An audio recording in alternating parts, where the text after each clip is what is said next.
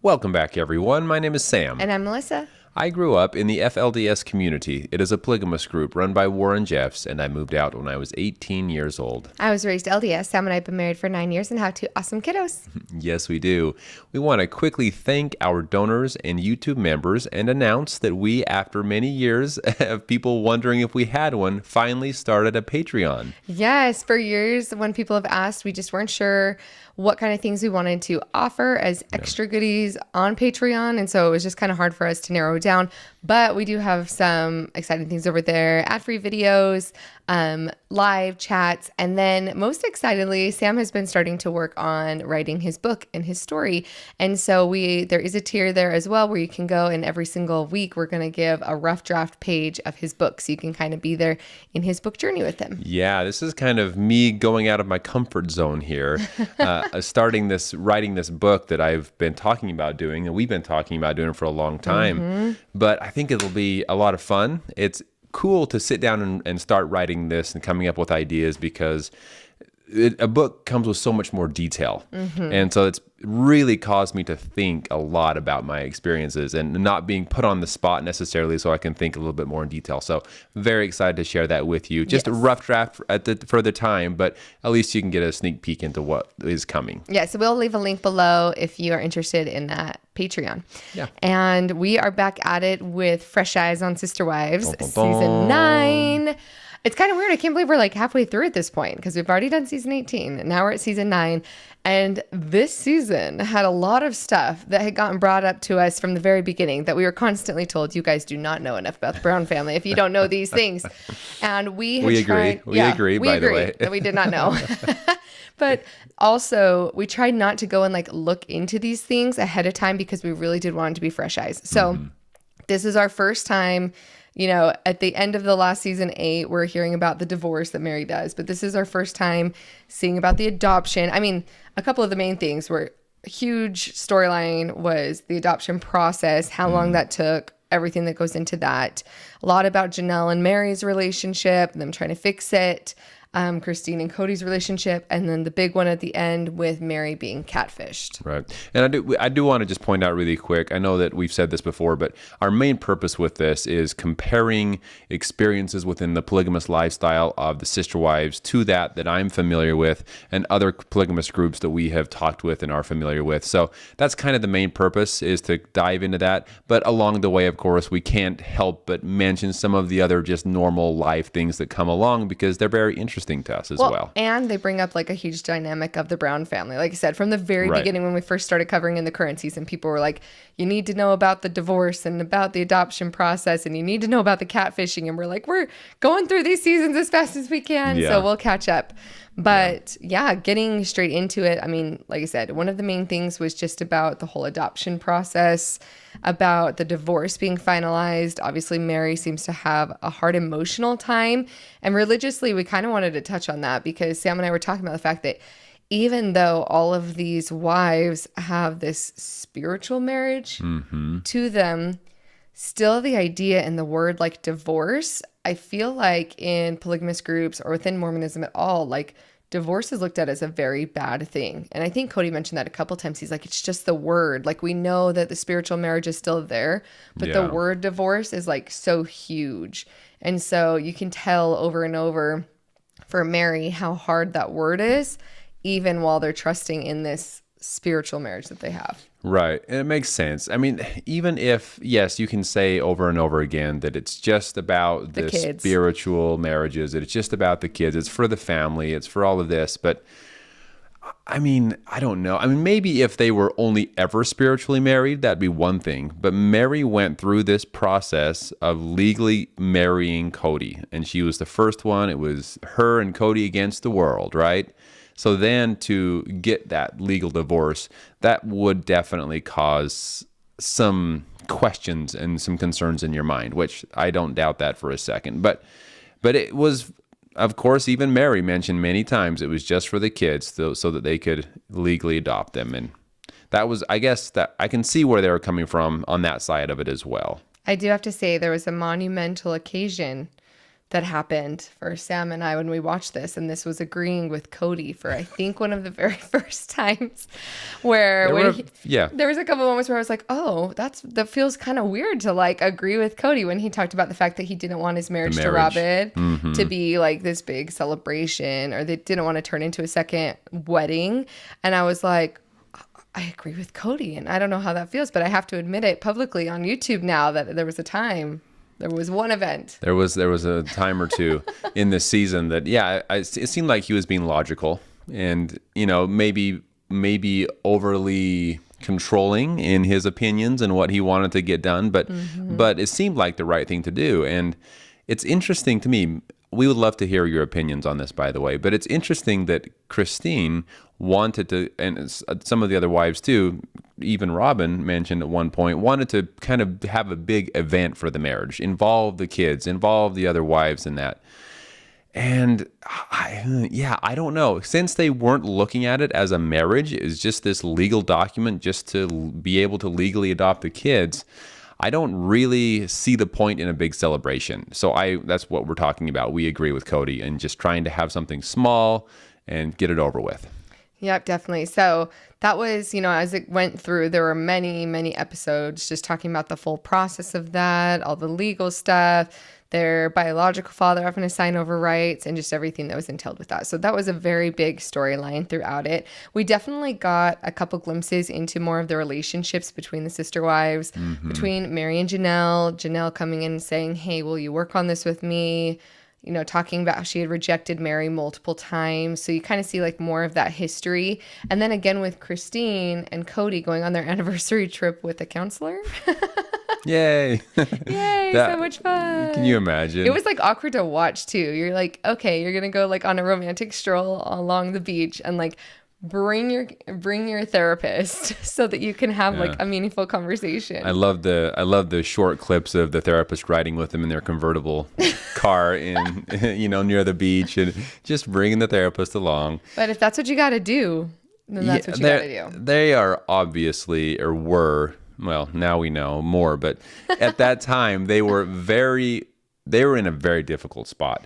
Yeah. And this is interesting. This topic of the jealousy coming from Christine is interesting for me because of all of the people, it seemed like she was the one most faithful, most familiar with the polygamous lifestyle and the belief in it. Yeah, because of her background, the importance of her family and the family name and just a huge name in polygamy.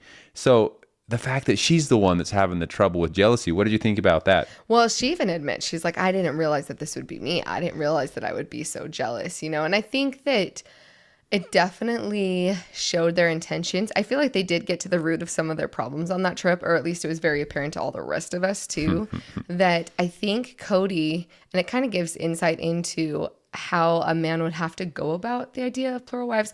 We've talked before where we feel like it's easier for guys in the FLDS, or if they're assigned a wife, then it's all just duty, duty, duty. Right. Right? And I think with Cody, what we kind of saw is that he also feels that sense of duty. Like it is his job to be equal and to try to keep together this plural family and the image of it and protect the image of it because they're public.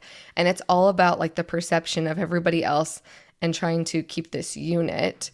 And even though they say there's these individual relationships, in his mind, it's more about keeping them all together than what it is to actually have them be separate. Now we know that ends up going away. Right? Like in the end, because trying to keep that together for so long, you're never, whether or not it's ever actually a possibility without religious enforcement, without super religious ties, I'm excited to see the rest of their journey because I kind of wonder if a lot of their breaking apart as a family is when they stop losing the religious conviction to live the principle.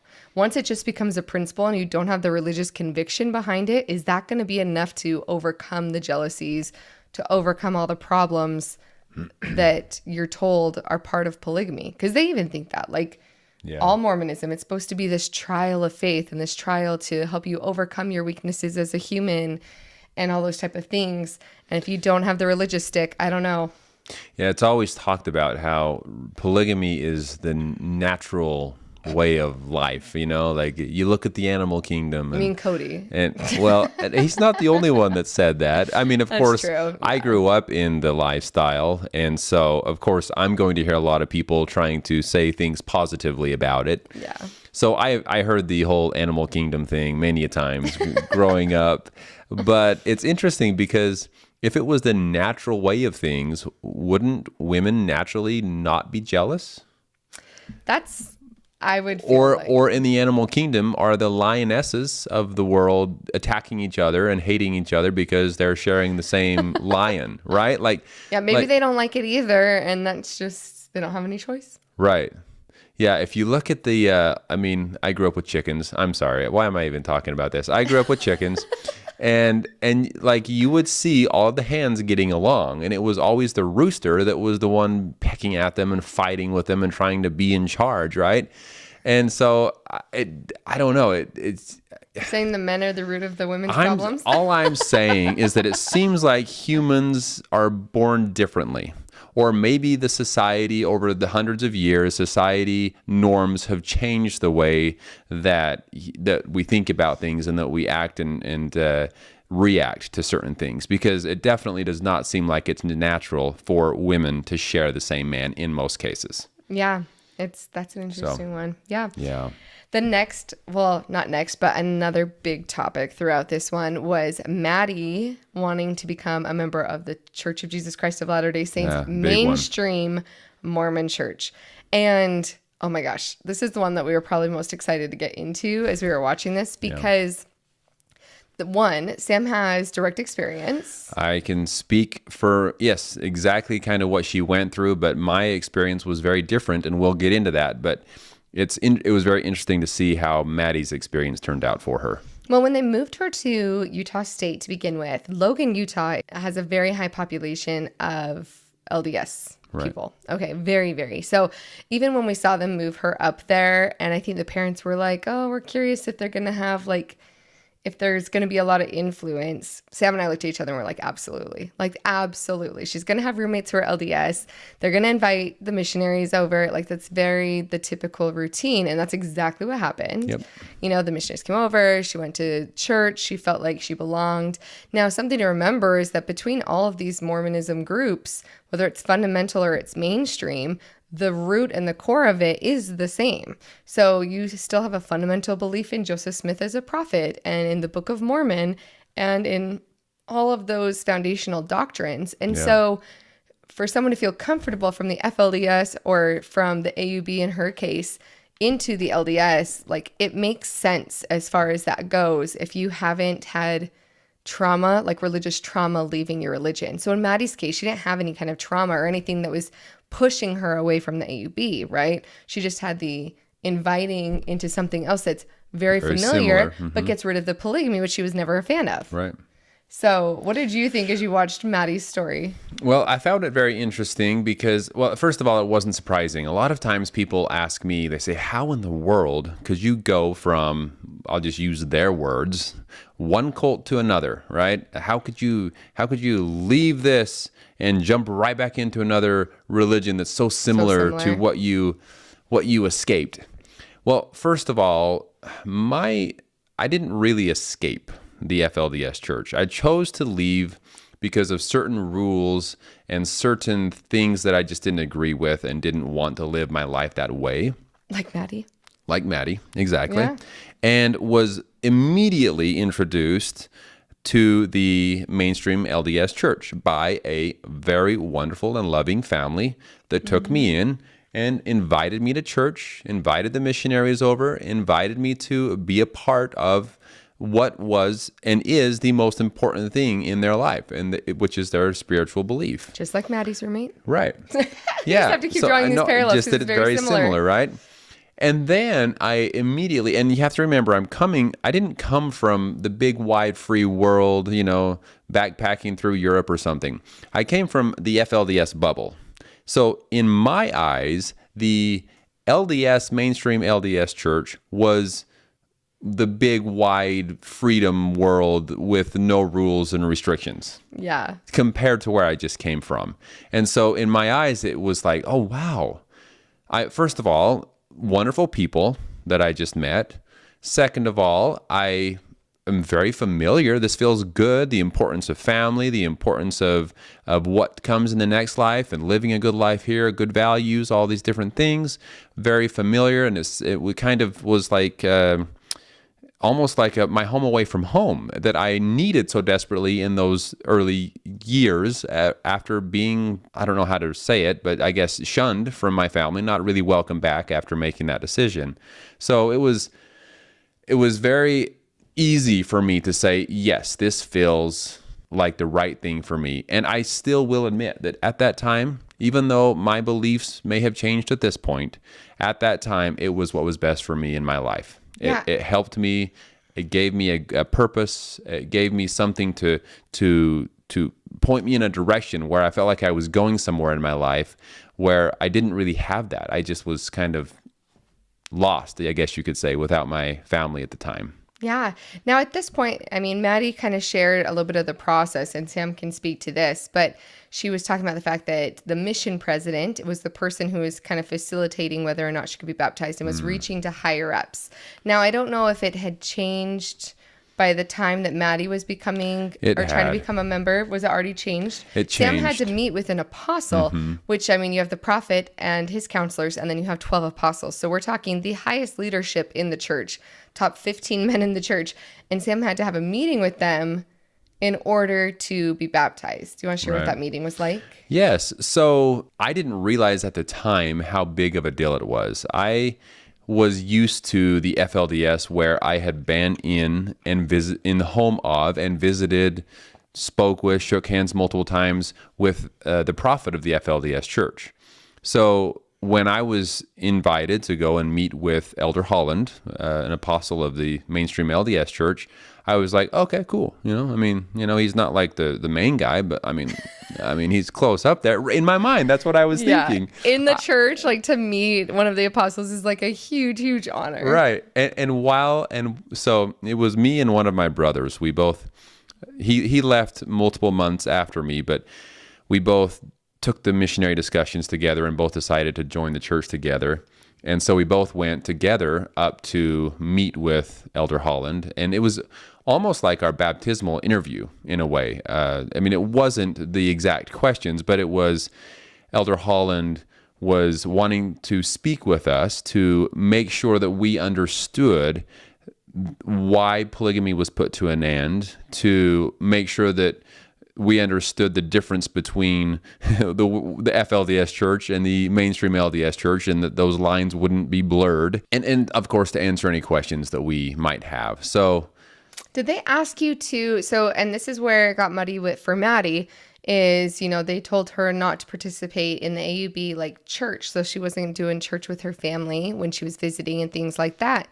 But when it came down to it, she either had to publicly denounce her family and not be part of the show, which would make her look like a polygamist, or she couldn't get baptized. Were you ever asked to denounce your family, or because of the point you were in where you were already separated, did they not even go into so, and that was one of the main differences between my experience and hers, is that, yes, she was dealing with this very public family that I think the church just said, we don't want to cause any confusion here. And like you said, people might still think that she is in this polygamous lifestyle because her family is so public. That's the only thing I can think of. I still personally feel like that they should have let her follow her desires and faith to become a member of the church if that's what she wanted to do, because it was very clear. She made it very clear long before taking the missionary discussions publicly on live television that she had no interest in becoming a polygamist or having sister wives. So just my opinion, not that that's that important. But for me, it was, I think questions, Elder Holland asked some questions like, hey, what's your association now with your family? What does that look like? And because the answer was, oh, my family doesn't welcome me home anymore, I'm not really able to have a close relationship with them at all, it was easier to just say, okay, well, he's not really associating with his family, so welcome aboard. Yeah, I can't imagine how frustrating that would be for Maddie. Like, if you do want to become a member, and, you know, obviously she said that the way she felt about it was at least she kind of saw where the church stood beforehand, and she doesn't want to be part of an organization that would make her separate from her family in order to be a part of their beliefs, right? But it's still, yeah, it was hard to watch. Like, it was sad and kind of frustrating because she's like, because of what my parents do, and because I still love my parents and am not willing to like separate from my family, I can't be a member of the church that I want to be. Right. And basically it's bad PR. And there's always just something that kind of feels icky with the idea of like a church needing PR. Like, instead of what's doing what's best for a person, Like an individual that they have to person. like protect their image. It makes them feel so, I don't know, it makes it feel so much like corporate. Right. Instead of religious, instead of, okay, we're baptizing into the fold this soul and we're saving this soul. Yeah. Instead, what matters more is how we appear to people. Yeah. I don't know. It doesn't sit well with me. I agree. I shared my opinion on that as well. I agree that there's something about that. And it's so hard to know all the information unless you were there in person and you heard everything that went down. It's so hard to know exactly. And it's hard to know as well if the mission president that she was talking with was the one that made the big decision, because there's a lot of like gray area there. And so was he the one that made the decision? Did he ask one of the apostles? Did it go all the way up to the prophet of the church at the time? Like, it's hard to know who made that decision and if they made the right decision because of the information they had. Yeah, but I definitely don't think it gave them any better PR to reject her. We'll just say that. We'll say that. No. But anyway, that was with Maddie. One other thing I did want to mention about this. I thought it was very interesting, and maybe someone can leave a comment if anybody, you know, has been in the AUB in the past. But when they were trying to tell the younger children, because the parents all seemed pretty fine with it, Christine was more hesitant, I think, because she was raised in the AUB and probably was raised with like, here's why we're the right and the mainstream LDS are wrong. Whereas Cody and Janelle were feeling just fine with it because they had been LDS before. So I don't think they viewed it as much of a threat to their beliefs. But then when they were telling the younger kids, oh, your sister's going to be baptized. And they're like, well, she already was baptized. Yep. And I think it was Gwendolyn said, well, she already was baptized a member of the Church of Jesus Christ of Latter-day Saints. So why wouldn't that matter? And I was very curious. If anybody knows, please drop in the comments. If the AUB, when they're performing ordinances, do they call themselves the Church of Jesus Christ of Latter-day Saints? Because that kind of intrigued me of whether or not they're doing the same, like saying it in the same name. And then Cody mentioned, he's like, so then the difference is just the authority. So she's getting baptized with all the same words and all the same everything. It just comes down to whether or not Maddie's believing that Cody had authority and priesthood to do it, or if her dad was wrong in that authority and she has to get it done by a proper authority. And that was hard to explain to the little kids because they were all just super confused. They're like, wait, she was already baptized. We already are Mormons. Aren't we Mormons? I thought that's what we were. Yeah. You know? And obviously it comes down to, and I think Cody even mentioned this, that the mainstream LDS church would say, well, even if they use the exact words, they didn't have the authority to do it. Therefore, it's not valid. Yeah. And I was never a part of the AUB, so I can't answer for someone from there. But from the FLDS church, the way of saying, of baptizing people, the way of like certain blessings and like the sacrament and things like that I think the mainstream LDS church and all of the breakoff groups use, the terminology was introduced by Joseph Smith. Therefore, in the FLDS church, it's the same as the mainstream LDS church. Exactly. So I would assume that AUB is probably the same. Yeah. Speaking of blessings, one thing to note when they were going through with their like adoption celebration, I found it really interesting. So typically when babies are born, they are blessed into the mainstream church.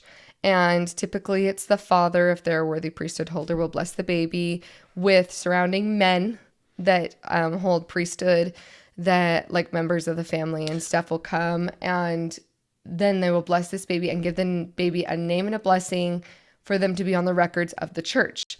Now, Cody was saying because these kids now have the Brown last name, he wanted to give them a name and a blessing for the records of the church. And I personally have never seen anyone other than an infant have that blessing be done. Have you? Never. No, Leave in the comments if you've ever heard of that before, like after an adoption. And I don't see any reason, as far as like theologically, the way I was raised, mainstream LDS, I don't see a reason why you couldn't. And so I was like, well, it kind of makes sense. Like if he wants them on the records of the church, or if they haven't been baptized into the church, into the AUB, and he wanted to do that, I don't think there's anything or any rules against it. I just had never seen it culturally done before. So I thought that was super intriguing. Yeah, I would especially be interested to know if it's something done in the mainstream LDS church ever. I can't imagine it would be. I've never seen it. But it was very intriguing. From the FLDS, it's very similar to, or was, I can't imagine it's the same anymore with how much has changed out there, but it used to be very similar to the mainstream church, LDS church, where they would just bless the babies as infants. And it's kind of like a father's prayer, a blessing on the children, on the child, and just like sharing. Sam blessed both of our babies in case anyone wants the answer to that question ahead of time. And it's basically just, asking God to bless your baby and talk about the hopes and dreams for their life and things like that. And of course, when you're doing it in that manner, you are under the impression that you are doing it by the authority of God, otherwise known as priesthood power, and therefore using this special authority to bestow this blessing upon the child, almost like a commandment in a way. That's what I was going to say. When you said hopes and dreams, I'm like, in the eyes of the members, I would say, and from the mother's side, like when you blessed our babies, it's definitely more of you have God's power, or at least this is the way I viewed it. Okay, so when my babies were blessed and we were true believing members, I remember thinking like, you have the power of God. Yeah. And so if you say that my daughter is going to meet a good young man and get married in the temple, and that's what you bless her with, unless she deems herself unworthy at some point in this life of those blessings, she's entitled to them because God gave them to her. Yeah. So that's the way that I grew up viewing blessings, is that you would have to like sin in a way to make yourself not worthy of the blessings that were bestowed upon you. And as long as she lived a righteous life, there was no reason for everything that you said in that blessing should come true. Right. Very Is that a lot of pressure? Yes. Yeah, definitely. But there's always that caveat that you just brought up, that if things that you are blessed with don't come to pass, you blame yourself for it. And that's kind of unfortunate, but that's kind of the way it goes. I would almost say that the child, like a baby blessing, that's what it's called, a baby blessing. I would almost say that it is very similar. It's like a mini patriarchal blessing. Yeah. Basically, like, hey, we're blessing you with this for your life, and these blessings are yours, given to you from God, that you can reach out and achieve as long as you live worthy. Yeah. Nope, that's a good way to put it. Yeah. Their first blessing. So yeah, I thought that was really interesting that he did that with his kids, and it was kind of cool. And like I said, it was one of those where it like bucks the cultural norm that I grew up with, but I was like, there's no reason why they couldn't. So that's kind of cool. Yeah. Robin is pregnant, by the way. Don't want to glaze over that. And much better reception to that. Everyone was happy this time. My heart just goes out for anybody who has to be worried about people being excited about their pregnancy when they are excited. The fact that she felt so nervous because of what happened the first time.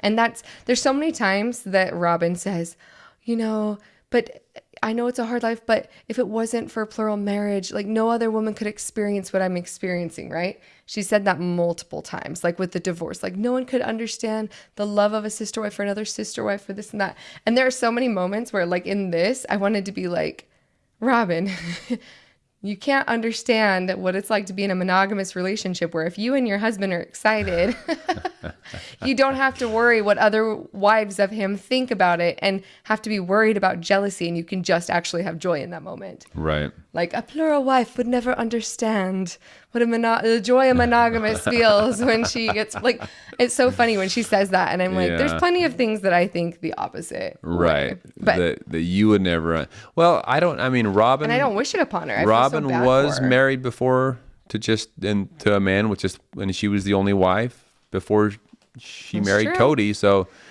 you would think that she would understand. That being said, of course, based on what we've heard, the marriage didn't go that well. Wasn't that great. So maybe there was some issues with I don't know. Maybe he wasn't excited. No, I'm kidding. I don't know that for sure. But I can understand that at least for the first time Robin introduced that she was pregnant in the family, there was a lot going on. So that's something else we have to give the kids and other wives some slack.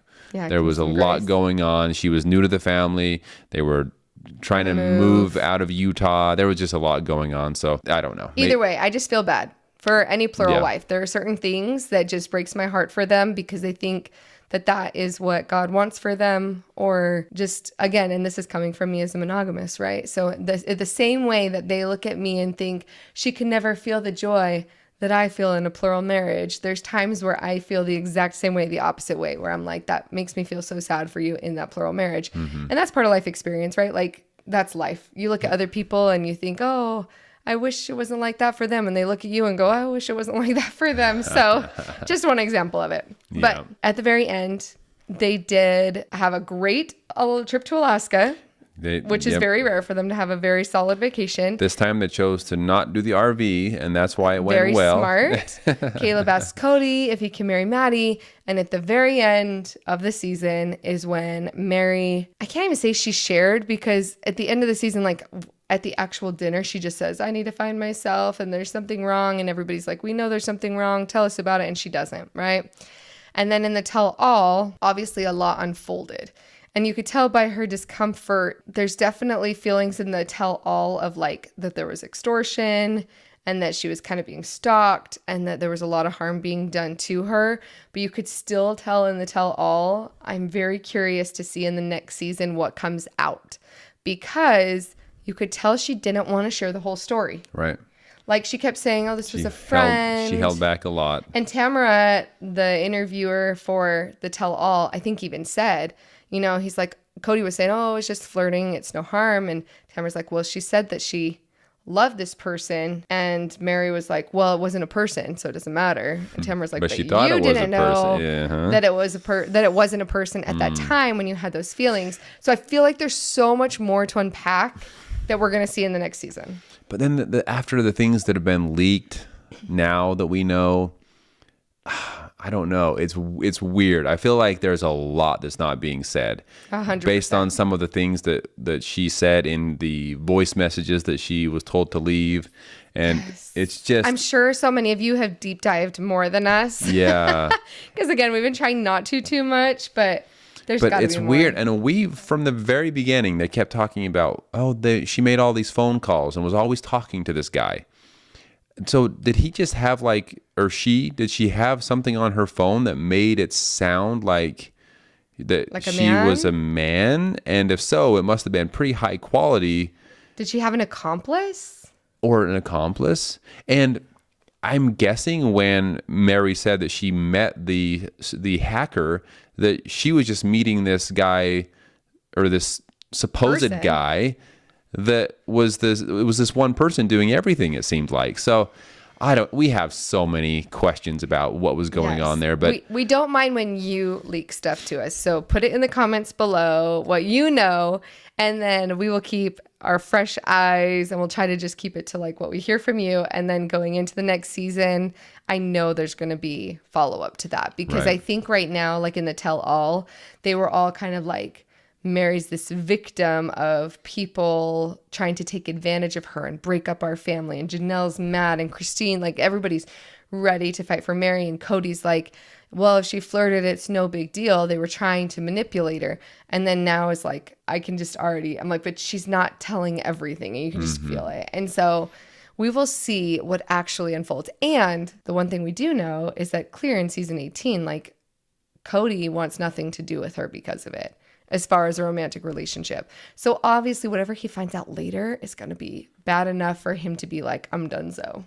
Right. And we do know as well that Cody and Mary did not have a great relationship before any of this happened. Before the catfishing happened, Cody and Mary were on the rocks. And and she was an empty nester by herself and completely lonely and alone and didn't have young kids, and her daughter had moved out. And he even said that I was not taking care of my marriage with her. And so she was in this very vulnerable spot. Like, you almost can't blame her for feeling like, I don't know, like needing this love and attention from someone else. And especially because it started out as I'm not saying Mary was in the right by doing this, but I'm just saying that it's not super surprising someone in her situation, which is very rare. Very rarely are you going to find someone in a polygamous situation that is an empty nester all by herself like that. So this person just preyed on her emotions so unfortunately so well and so perfectly timed.